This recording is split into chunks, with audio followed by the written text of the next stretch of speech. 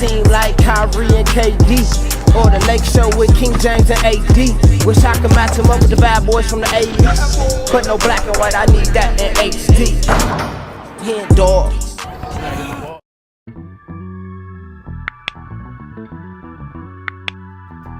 Yo, what's good, y'all? It's your boy HenDawgz, and we back to it. You know how we do it. NBA legends that we need to appreciate more. I think this is gonna be a really good video. Before we get into it, make sure y'all subscribe to the channel. Go ahead and like this video. If y'all like this video, go ahead and write something in the comments. After this, well, actually, before we start this video, I want y'all to write some NBA legends that y'all feel like we don't appreciate enough. And then after the video is over and you see who they put in this video, let me know who they missed. Cause there's gonna be some guys that they don't put in here that's gonna be like, man, he definitely needs to be appreciated more. Like, how did they not put him in there? So I want two separate comments from y'all. You know I need the comments, man. I have to keep this organic, man. I have to keep it fun for me. If it's not fun for me, then I'm not gonna continue to do it. And I don't know how long I'm gonna be doing this YouTube stuff for, but I know while I'm doing it, we're gonna have a blast. We're gonna have some of the most fun times ever.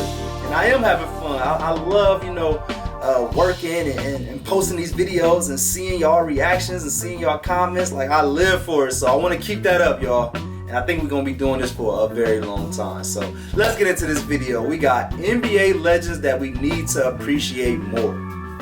Let's get it. Alonzo Mourning. Give me that. For every 10 Alonzo Mourning dunks, though, he got posted about once or twice. I think Alonzo Mourning, I can talk through this. Oh shit, I was about to say that one right there. Alonzo Mourning got dunked on pretty bad by some guys, but hey, it comes to the territory of being a shot blocker. You know, it is what it is. But let's see what Sean got to say. Hey guys, what's good? Welcome back to the Basketball Time Machine. My name is Sean David. Thanks for tuning in. In today's episode, I want to take a look at some players, some NBA legends that kind of got forgotten over the time and don't get the respect that they actually deserve. So I'm not saying the guys are completely off the radar, but they just deserve way more love. But before we dive into today's episode, do me a favor, please subscribe to the channel and like the video if you enjoy the content. Alonzo Mourning. Alright, enough said. Let's dive right into today's episode. I was gonna say Grant Hill, but he got hurt though, so I don't know. I don't know who he's about to put in this video, but that's the point of reacting to it. So let's see. Let's see who he got. So, how am I going to do this video? Well, I narrowed it down to 4 different players, so let's start with player number 1. There's going to be a lot more that y'all gonna want. We definitely should show more appreciation for is Alonzo Mourning. Back in the 1990s, Alonzo Mourning came into the NBA and dominated the post in an era where almost every good team also had a good post player. Come here, David Robinson. Joining the Charlotte Hornets in 1992, Mourning would average 21 points and 10 rebounds in his rookie season. 21 and 10 as a rookie? To be a yearly playoff contender for many. 21 and 10 as a rookie? That's crazy. I didn't know Alonzo Mourning averaged 20 and 10 as a rookie. How many people has done that? Somebody let me know how many rookies has averaged 20 and 10 as a rookie. Well, I say how many rookies has averaged 20 and 10 as a rookie. Yeah, let me know. Let me know.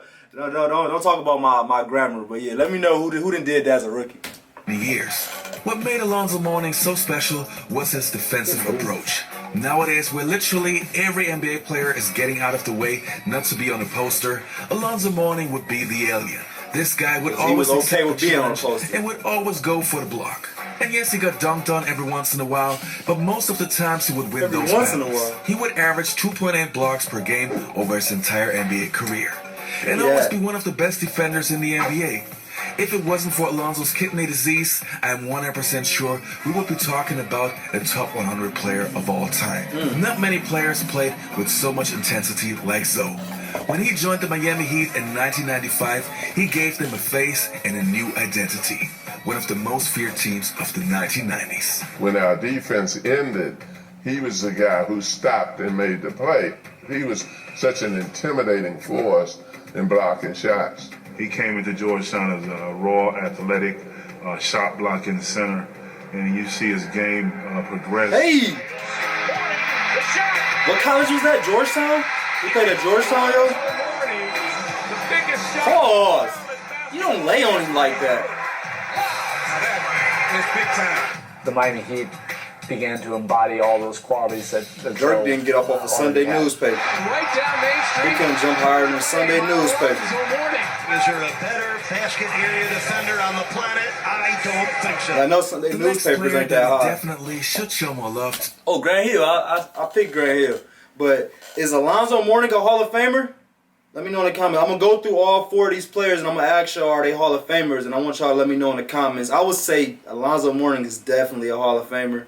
And since we've already seen the next one, let me know if y'all think Grant Hill is a Hall of Famer as well. 2 is Grant Hill. Now with Grant Hill, because of the fact that he played 18 seasons in the NBA, played 10 of 18 them being years? post-injuries, it's easy to forget how great he was in his prime. Now let me take you back to the mid-1990s.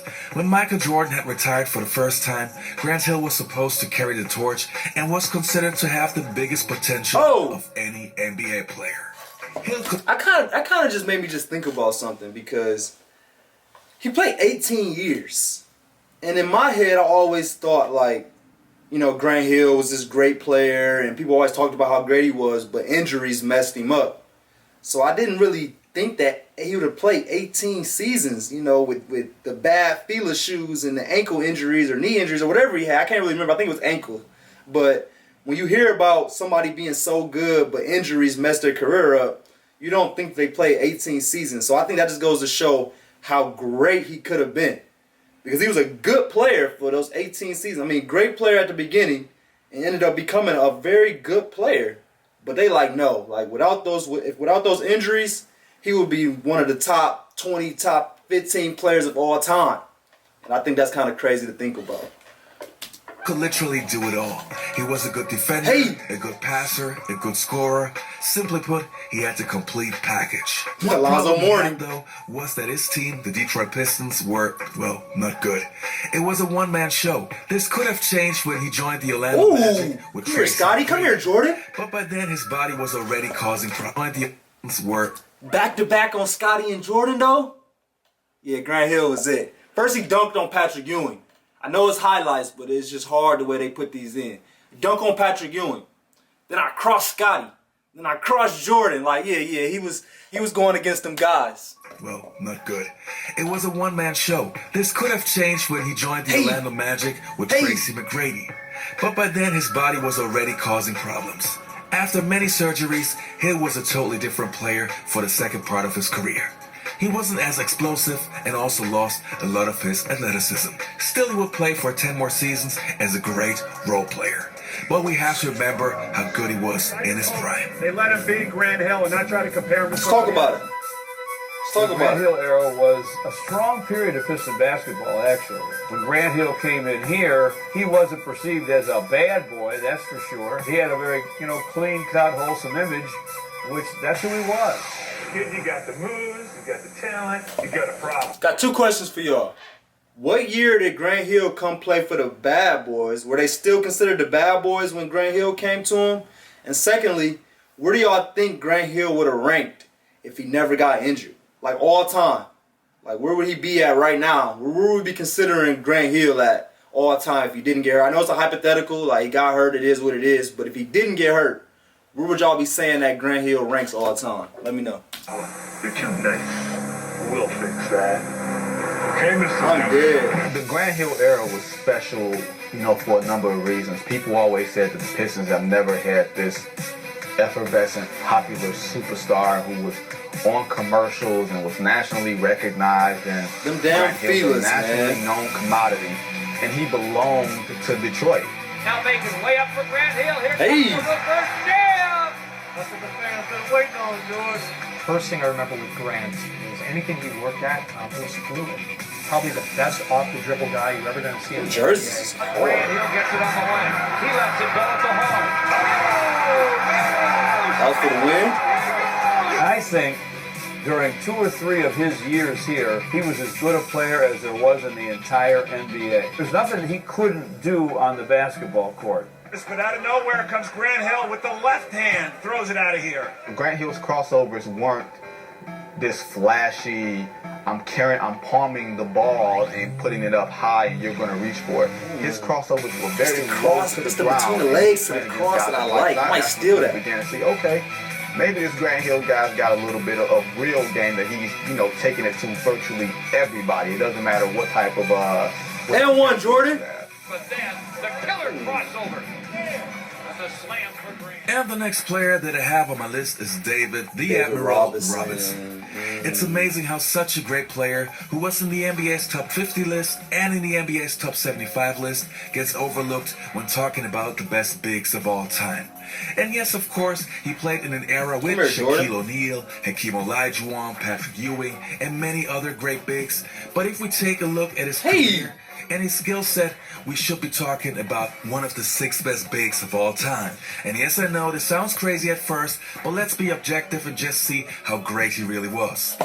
It's like I don't really remember I remember the Twin Towers, Tim Duncan and David Robinson against the Lakers, but I don't really remember him as a young guy. I think I might have been a little too young, but the few highlights I've seen, I haven't seen too many bigs as athletic as David Robinson was. Like, the way he would get the ball and dunk on the break, do windmills, you don't see centers doing that. So, I'm interested to see, why Basketball Time Machine thinks that he needs to be appreciated more. And let me know, David Robinson is definitely a Hall of Famer. I don't even want to ask y'all that question, but where does he rank all time? Where does David Robinson rank all time as far as centers? Let me know. Let me show you his career achievements. And remember, he did all of this in the toughest era in NBA basketball, the 1980s and 1990s. His athletic ability what year did he get drafted? I think it's and paired with great fundamentals, Robinson was one of the best two-way players of all time, helping the Spurs to be a yearly title contender in almost every single season he played for them. And this was even before Tim Duncan arrived. To me, it's a mystery why hardly anybody talks about this guy. But I had to make sure that we show him some love in this video and not forget how great he was. David Robinson. What was his nickname? He had a nickname. What was it? The Admiral? He was Dwight Howard before Dwight Howard ever was Dwight Howard. He was the first guy that we seen like that, at that size, on a consistent basis. Gotta go harder than that, Weber. Look out if he starts hitting that one. David Robinson was really the first 7-foot guy who could run, who could jump. It was really quite something to behold that a 7-foot guy could run. And crazy athlete at 7 foot. Saw nobody between he and the Admiral, and he decided to go military. Damn. And the last player on my list is Detlef Schrempf. Now, before there was Dirk Nowitzki, there was another German player who laid the groundwork. Oh, I remember him. A player that had the complete package. A player that still isn't in the Hall of Fame for whatever reason, but he really should be. Detlef Schrempf was a unicorn of his time. He was 6'10", but could handle the ball and was able to play position 1 to 5. Okay. And no, I'm not saying that he would play position 1 throughout the entire game, but he was allowed to grab a rebound and bring the ball up the floor. He could pass, he could rebound, he could score, and he could shoot the three ball. He was a 2-time Sixth Man of the Year, but probably would have been a starter on almost every team. What made him so special was that he was not blessed with athleticism, but had a very high basketball IQ. Super effective, super efficient, and super smart player. When he joined the Seattle Supersonics, he helped them to become one of the best teams that never won an NBA championship. Remember, they had to face the 1996 Chicago Bulls in the finals. And if it wasn't for them, Schrempf would have been an NBA champion. Anyway, such a great player deserves more love, and that's why he's on my list. You know, when I think about it, it's kind of funny. I think that every era has its players that are really... So, would y'all say that Schrempf, I don't even really know how to pronounce his name, who was better out of him or Chris Mullin? I don't know if Chris Mullin is in the Hall of Fame yet, but they said that he's not, but he needs to be. So, y'all let me know in the comments, let me know two things. Does he deserve to be in the Hall of Fame? Is he right for not being in there right now? And who is better out of him or Chris Mullin? Let me know. good, really great, but kind of got forgotten over time. If it is the 1970s, 1980s, 1990s, and I think today's players will suffer the same consequence in like 20 years. But because we are an old school channel, we only cover the good stuff, so the 70s, 80s, 90s, and the early 2000s, and those were 4 players that I felt deserve way more love. Grant Hill ain't like that. Guys, I hope you enjoyed this episode. Don't forget to leave a like, and even more important, subscribe to the channel and click the notifications bell so you get a notification once I upload a new episode. Alright, you guys, see you next time on the Basketball Time Machine. His legacy is one that... Oh, okay. We got a little overtime? Some overtime videos? Oh, no. We ain't have much. But I appreciate y'all for watching that video with me. Those were 4 great players that I knew a little bit about, but it's always good to learn a little bit more. So make sure y'all subscribe to the channel if y'all haven't already. You right there that's watching. You that just went through that whole video with me. If you ain't subscribed now, man, go ahead and do it right now before you forget.